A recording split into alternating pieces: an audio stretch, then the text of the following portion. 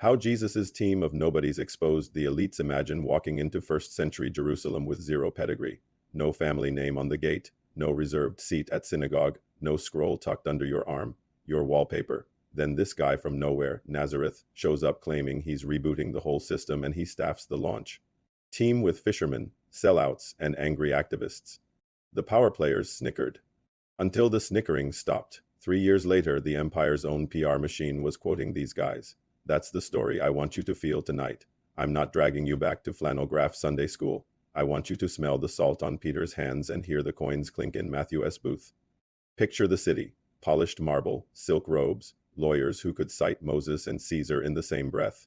They owned the temple cash flow, Rome's ear, and the moral scoreboard. Then Jesus strolls in and holds draft day on a dock. Let's meet the squad that made the elites sweat. Before we continue, if you enjoy our content, please consider hitting that subscribe button. It's completely free for you, but it makes a huge impact on our channel. Thank you so much for your support. The problem, not the people.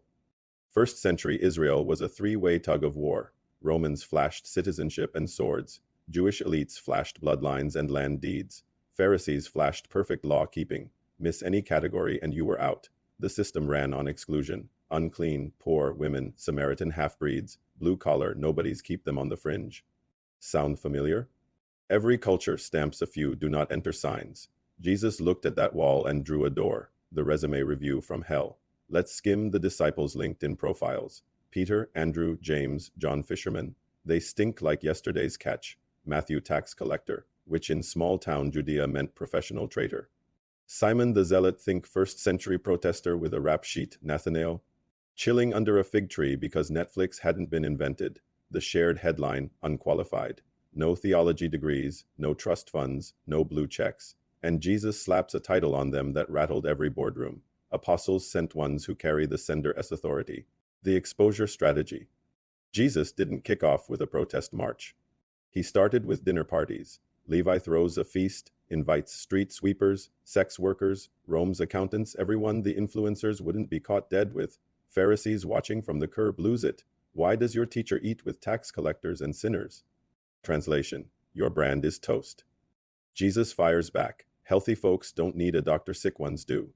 Mic drop. Suddenly the elites are the healthy ones who don't need help, and the outsiders become God's VIP patients. Every miracle, every parable, every shared meal keeps flipping the spotlight, the moment elites panicked.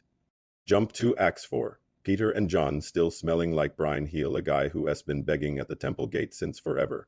Crowd erupts, priests drag them in. By what authority? The guys who owned all authority are demanding answers from yesterday's nobodies.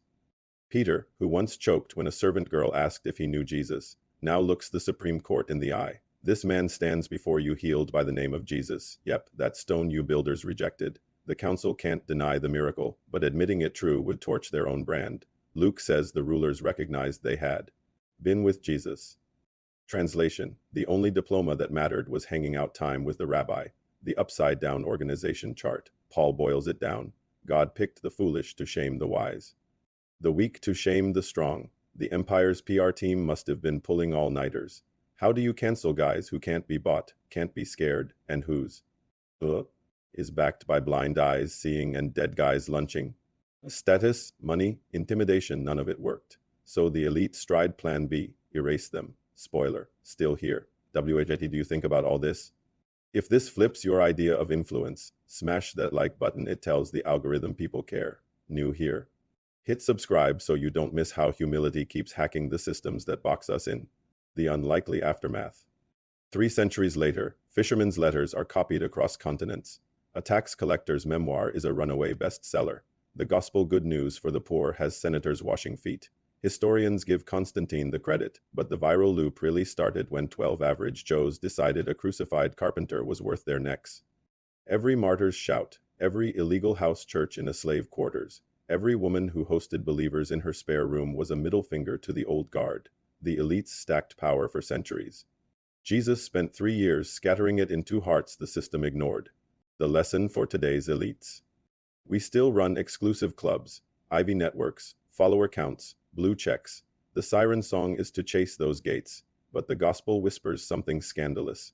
God still pulls the overlooked off the bench. The single mom praying over ramen, the barista slipping sandwiches to the homeless, the janitor memorizing psalms on break modern day.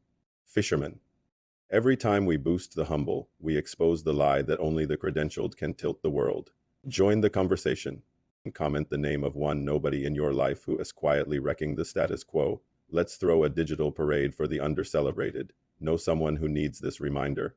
Share this vid, it might just flip their timeline. So, how did Jesus's team of nobodies expose the elites? Simple, they refused to play the game. No palace raids, just fish fry dinners. No statute debates, just healed cripples. Instead of begging for a seat, they built a longer table and mailed invites to the people the elites scrolled past. 2 millennia later, we're still quoting Peter and Mary Magdalene, while the high priests are trivia answers in dusty journals. If that's not a blueprint for turning the world upside down, I don't know what is.